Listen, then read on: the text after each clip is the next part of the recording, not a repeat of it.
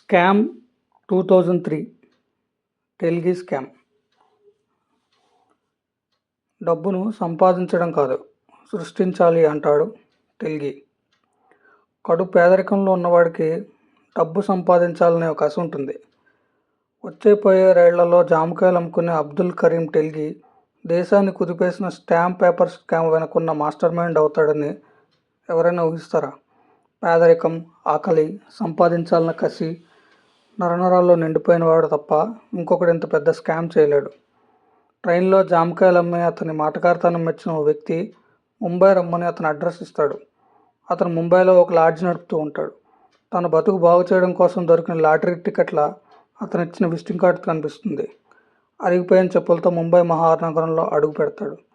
లాడ్జ్లో కస్టమర్లు సరిగా రావడం లేదని అర్థం చేసుకుని రైల్వే స్టేషన్, బస్ స్టాపుల్లో ఉండే ఆటో వాళ్లకు, రిక్షా వాళ్లకు కమిషన్ ఇస్తూ వచ్చే టూరిస్టులను తమ లాడ్జికి వచ్చేలా చేస్తాడు టెల్గి.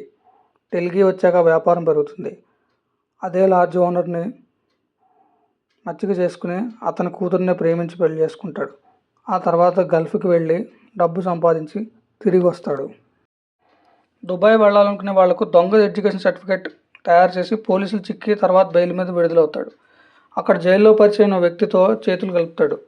డెడ్ షేర్ సర్టిఫికేట్ మీద ఉన్న రెవెన్యూ స్టాంప్స్ తీసి వాటి మీద ఉన్న స్టాంపింగ్ని క్లీన్ చేసి వాటిని తిరిగి అమ్మేస్తుంటాడు. ఈ ప్లాన్ కూడా ఫెయిల్ అవడంతో తన్నులు తింటాడు. తర్వాత స్టాంప్ కంటే స్టాంప్ పేపర్స్ రేట్ ఎక్కువ అని, వాటి వల్ల లాభం ఎక్కువ ఉంటుందని గ్రహిస్తాడు. వాటి గురించి పూర్తి సమాచారం సేకరించి దొంగతనాన్ని ప్లాన్ చేస్తాడు. స్టాంప్ పేపర్ మహారాష్ట్రలో ప్రెస్లో తయారవుతుందని, అక్కడి నుంచి ముంబైలోని వాడి అనే స్టేషన్ చేరుకుంటుందని తెలుసుకుంటాడు. టైట్ సెక్యూరిటీ మీద దొంగతనం చేయడం కష్టమని ఆ స్టేషన్ అసిస్టెంట్ మాస్టర్తో డీల్ కుదుర్చుకుంటాడు. ఆ తర్వాత ఒక మూవీ ఆర్ట్ డైరెక్టర్ని కలిసి సినిమా తీయాలని నకిలీ స్టాంప్ పేపర్ చేయమని కోరతాడు.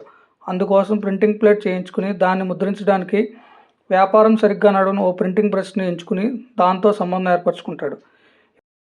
ఇప్పుడు ఆ స్టాంప్ పేపర్స్ కొట్టేయాలంటే రైల్వే స్టేషన్లో కుదరని పని. అందుకోసం రన్నింగ్ ట్రైన్ ఎక్కి తాళాలు తీసి దొంగ స్టాంప్ పేపర్స్ని ఒరిజినల్ వాటిల్లో కలిపేయాలి. ఇది చేయడానికి వాళ్ళకి 6 నిమిషాల సమయం ఉంటుంది. అందుకోసం లోకో పైలట్ని, గార్డ్స్తో సహా అందరితో లాలూచి పడతాడు. వాళ్ళు అనుకున్నట్టుగానే ప్లాన్ అమలు చేస్తారు. దొంగతనం చేసిన స్టాంప్ పేపర్స్ని అమ్మేస్తూ ఉంటాడు. కానీ బల్క్గా అమ్మడం వరకు కుదరదు. పైగా ప్రింటింగ్ ప్రెస్ ఉన్న ప్రదేశంలో పోలీస్ రైడ్స్ అవుతూ ఉంటాయి. అందుకని ప్రింటింగ్ ప్రెస్ ఉన్న ప్లేస్ని మార్చాలనుకుంటాడు. అది సాధ్యం కాదని అర్థం చేసుకుని పోలీసులకు ఫేవర్ చేస్తున్నట్టుగా, అక్కడున్న దర్గాకి పోలీసులు ఫండ్స్ ఇస్తున్నట్టుగా తమ డబ్బునిచ్చి వాళ్ళని తన వైపు తిప్పుకుంటాడు. ఎక్కువ మొత్తంలో స్టాంప్ పేపర్ అమ్మాలంటే లైసెన్స్ ఉండాలని తెలుసుకుని పోలీసుల ద్వారా స్టాంప్ పేపర్స్ వెండర్ లైసెన్స్ కోసం అడుగుతాడు. పోలీసులు ఎమ్మెల్యే తుకారాం అన్న వ్యక్తి ఉన్నాడని, అతను నడుపుతున్న ఎన్జిఓకి డబ్బులు ఇస్తే పని అవుతుందని సలహా ఇస్తారు. దాదాపు ₹1,00,000 వరకు ఖర్చు పెట్టినా లైసెన్స్ దొరకదు. చివరికి అధికార పార్టీలో ఉన్న ఇంకా పై అధికారులను కలిసి వాళ్ళకి లంచం ఇచ్చి లైసెన్స్ సంపాదిస్తాడు. తర్వాత ప్రభుత్వం మారడంతో వాళ్ళను కూడా మచ్చిక చేసుకుని బిజినెస్ కొనసాగిస్తూ ఉంటాడు. ఈలోపు సంపన్న కుటుంబానికి చెందిన 2 అన్నదమ్ముల ఆస్తి వ్యవహారం కోర్టులో నడుస్తుంటుంది. అందులో ఒకరు గెలవాలంటే వీలునామా రాసిన స్టాంప్ పేపర్ చెల్లవని రుజువు చేయాల్సి ఉంటుంది. పొలిటికల్ సపోర్ట్ కోసం ఓల్డ్ స్టాంప్ పేపర్ క్రియేట్ చేస్తాడు టెల్గి. ఏడాది క్రితమే లైసెన్స్ సంపాదించిన టెల్గికి కొన్నేళ్ల క్రితం స్టాంప్ పేపర్ ఎలా వచ్చిందని అసెంబ్లీలో పాయింట్ ఎత్తి అధికార పక్షాన్ని ఇరకాటంలో పడేయడంతో సమస్య పెద్దదయ్యేలోపు టెల్గిని అరెస్ట్ చేయడం మంచిదని అతన్ని అరెస్ట్ చేస్తారు. ఏడాది పాటు జైల్లో ఉండి విడుదలవుతాడు. దాంతో అతని లైసెన్స్ కూడా రద్దయిపోతుంది. తర్వాత నాసిక్ ప్రెస్లో తయారయ్యే స్టాంప్ పేపర్స్ గురించి సమాచారం సేకరిస్తాడు. అక్కడ పనిచేస్తున్న మధుసూదన్ అనే నీతిగల ఉద్యోగికి లంచం ఇచ్చి తన వైపు తిప్పుకోవాలనే చూస్తాడు. కానీ అతను చొక్కా పట్టుకుని గెంటేస్తాడు. అతన్ని తన వైపు తిప్పుకోవాలంటే కేవలం అతను ప్రమోషన్ ఇప్పించడమే మార్గం అని భావిస్తాడు. అందుకోసం పెద్ద మంత్రులకు 20 లక్షల వరకు లంచం ఇవ్వడానికి సిద్ధపడతాడు. మధుసూదన్కి జీఎంగా ప్రమోషన్ వస్తుంది. దానికి కారణం టెల్గి అని తెలుసుకున్న మధుసూదన్ టెల్గితో తన 10 ఏళ్ల నిజాయితీ ఇవ్వలేని నా ప్రమోషన్ని ఈ అవినీతితో 2 రోజుల్లో తెచ్చేసామని బాధపడతాడు. నాసిక్ ప్రెస్లో ఏదైనా మెషిన్ పాడైపోతే దాన్ని డిస్మాంటిల్ చేసి ఆ భాగాలను వేలం వేస్తారు. అన్ని భాగాలను ఒకే కంపెనీకి అమ్మరు. అందుకోసం టెల్గి తన మనుషుల పేరు మీద 5 కంపెనీలను రిజిస్టర్ చేసి నాసిక్ ప్రెస్లో టెండర్ కోట్స్ తీసుకునే ఎంప్లాయీస్కి లంచం ఇచ్చి అన్నిటికంటే ఎక్కువ కోట్ రాయించి విడివిడి భాగాలను ఒకే గ్రూప్కి వచ్చేలా ప్లాన్ చేస్తాడు. అనుకున్నట్టుగానే అన్నిటినీ కలిపి మెషిన్ రెడీ చేసి తిరిగి స్టాంప్ పేపర్లు ముద్రిస్తాడు. తిరిగి మళ్ళీ తన మనుషులకు వెండర్ లైసెన్స్ ఇప్పించి బిజినెస్ డెవలప్ చేస్తాడు. అయినా అనుకున్నంత గ్రోత్ కనిపించకపోవడానికి కారణం వెతికితే గవర్నమెంట్ నుంచి ఎక్కువ % స్టాంప్ పేపర్ వెళ్తోందని తెలుసుకుని నాసిక్ ప్రెస్ని కొన్నాళ్ల పాటు మెయింటెనెన్స్ పేరుతో మూయించేసి మొత్తం సప్లై చైన్ అంతా తన కంపెనీ వైపు తిప్పుకుని స్టాంప్ మార్కెట్లో మోనోపోలీగా మారతాడు. ఇంతలో అతని టీంలో పనిచేసే సులేమాన్ స్టాంప్ పేపర్లు కొన్నింటిని పక్కన పెట్టి టెల్గీకి చెప్పకుండా అమ్ముకుంటూ ఉంటాడు. విషయం తెలిసిపోయిన టెల్గీ సులేమాన్ని చావగొడతాడు. మళ్ళీ 2000 సంవత్సరంలో ప్రభుత్వం మారుతుంది. తిరిగి అక్కడ రాజకీయ నాయకులను అందాల్సింది అందుతూ ఉంటుంది. అండగా ఉంటే చాలని చెప్పి ఒప్పిస్తాడు. అక్కడి నుంచి అతని వ్యాపారం చిన్న బ్రేక్ కూడా లేకుండా సాగిపోతుంది. వీలున్నప్పుడల్లా పబ్కి వెళ్ళి అక్కడ డాన్సర్ని చూసే అలవాటు ఉంటుంది టెల్గీకి. డ్యాన్స్ చేస్తున్న అమ్మాయి మీద డమ్మీ నోట్లు చెల్లే విషయంలో అక్కడున్న వ్యక్తి టెల్గీ అహాన్ని దెబ్బతీస్తాడు. అహం దెబ్బతిన్న టెల్గీ రియాలిటీని మర్చిపోయి ఆ డాన్సర్ మీద నిజమైన నోట్లను వెదజల్లుతాడు. అక్షరాల 90 లక్షల నోట్లను కుమ్మరించి అతని అహాన్ని సంతృప్తిపరుచుకుంటాడు. అప్పటి వరకు ఎంత ఇస్తే అంత తీసుకునే అధికారులకు, మంత్రులకు, పోలీసులకు ఈ విషయం తెలిసి టెల్గీకి టార్గెట్స్ పెంచేస్తారు. వాళ్ళందరికీ విడివిడిగా కాల్ చేసి వాళ్ళతో బేరం కుదుర్చుకుంటాడు. వాళ్ళతో మాట్లాడిన విషయాలని క్యాసెట్లో ఆడియో రికార్డ్ చేసి ఆ క్యాసెట్లన్నీ తన బ్యాంక్ లాకర్లో భద్రపరుచుతాడు. ఈలోపు 2001లో కర్ణాటకలో కిడ్నాప్ అయిన సూపర్ స్టార్ విడుదలవ్వడం కోసం గవర్నమెంట్కి డబ్బు సాయం కూడా చేస్తాడు. కొన్నాళ్ళు గడిచాక టెల్గీకి HIV పాజిటివ్ అని రిపోర్ట్ వస్తుంది. ఆ టైంలో ఎమోషనల్ సపోర్ట్ లేక చాలా నలిగిపోతాడు. తన తమ్ముడిని ఎమ్మెల్యే కంటెస్టెంట్గా నిలబడుతున్నానని, అలాగే ఏదైనా మంత్రి పదవి చూడమని రూలింగ్ పార్టీలో ఉన్న వ్యక్తిని అడుగుతాడు. ఆ మినిస్టర్ మరింత రేట్ ఇమ్మని అడగడంతో అతనితో గొడవపడి వచ్చేస్తాడు. దాన్ని మనసులో పెట్టుకుని టెల్గీని కర్ణాటక పోలీసులు అరెస్ట్ చేస్తారు. 90 రోజులు రిమాండ్ తర్వాత బెయిల్ వచ్చేస్తుంది అనుకున్న సమయంలో గవర్నమెంట్ ఒక స్పెషల్ ఆఫీసర్ నియమించి ఇందులో 9,000 కోట్ల విలువ చేసే స్టాంప్ పేపర్ సంబంధించిన స్కామ్ జరిగిందని కోర్టులో తన వాదనను వినిపించి బెయిల్ రాకుండా ఆపి టెల్గీని విచారణ చేయడానికి అనుమతి ఇమ్మని అడుగుతాడు. విషయం బయటకు వస్తే పెద్ద మూల్యాన్ని చెల్లించాల్సి వస్తుందని భయంతో బెంగళూరులో ఉన్న టెల్గీని మహారాష్ట్ర రప్పించేలో భాగంగా అతనికి సంబంధించిన కొన్ని కట్టల స్టాంప్ కాగితాలు ఒక కారులో పూణే దగ్గర లభ్యమయ్యాయని ప్రెస్ రిలీజ్ చేయించి విచారణ కోసం టెల్గీని తమకు అప్పగించాలని డిమాండ్ చేస్తాయి. కేసు బెంగళూరు నుంచి పూణేకి ట్రాన్స్ఫర్ అయితే అక్కడ వాళ్ళందరూ వాళ్ళ కోసమే తను కాపాడుకుంటారని ఈ ప్లాన్ టెల్గీ అంగీకరిస్తాడు. ప్లాన్ ప్రకారం అతను పూణే జైలుకి తరలిస్తారు. అక్కడికి వెళ్ళాక టెల్గీకి నోరు విప్పకుండా ఉండటం కోసం పొలిటీషియన్స్ ట్రాప్ చేసి పూణే తీసుకొచ్చారని అర్థం చేసుకుంటాడు. అక్కడ పోలీసులు టెల్గీని కొట్టి హింసిస్తారు. అతను లాయర్కి కాల్ చేసి జరిగిందంతా చెప్తాడు టెల్గీ. ఎక్కువ కాలం టెల్గీ పూణేలో ఉంటే ప్రాబ్లం అని అర్థమైన అధికారులు ముంబైలో జరిగిన సులేమాన్ హత్య కేసులో టెల్గీ నిందితుడని కోర్టులో కేసు సబ్మిట్ చేసి అతను పూణే నుండి ముంబై జైలుకి తీసుకొస్తారు. అక్కడ టెల్గీ తనకేమీ తెలియదని చెప్పి బెయిల్పై విడుదలవుతాడు.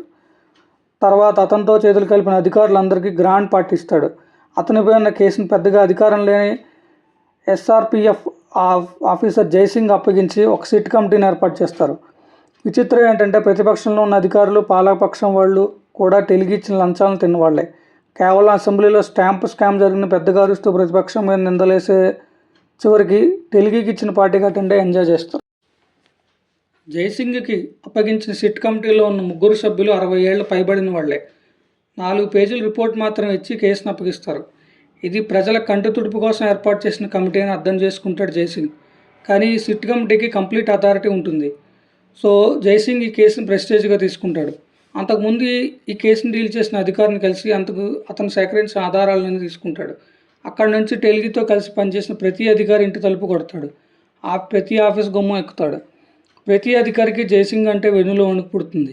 జైసింగ్ని ఊరికినే వదిలేస్తే అనకొండలా అందరినీ మింగేస్తాడని, అతని ఇన్వెస్టిగేషన్ బ్రేక్ వేయాలని పైనున్న వాళ్ళు పావులు కదపడం మొదలు పెడతారు. విషయం బయటకు వచ్చేలోపే టెల్గీ ప్రింట్ చేసే వేర్ హౌస్ అడ్రస్ పోలీసులు చెప్పి 2,000 కోట్ల రూపాయల స్టాంప్ పేపర్లను సీజ్ చేస్తాడు. తర్వాత విచారణ అంతా కర్ణాటక, మహారాష్ట్ర పోలీసులు కలిసి చేస్తారని ప్రకటిస్తాడు.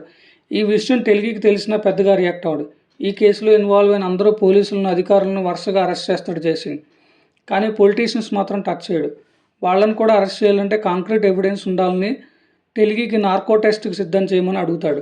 టెల్గీ నార్కో టెస్ట్కి సమ్మతించడంతో పొలిటీషియన్స్ గుండెల్లో రైళ్లు పరిగెడతాయి.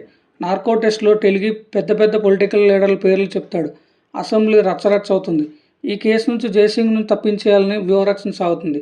టెల్గీ కేవలం కర్ణాటక, మహారాష్ట్రలోనే కాకుండా దేశంలో చాలా చోట్ల అతను వ్యాపారం చేశాడని, అన్ని చోట్ల రైట్స్ చేసి ప్రూవ్ చేస్తే ఈ కేసు సెంట్రల్కి బదిలీ అయిపోతుందని భావిస్తారు.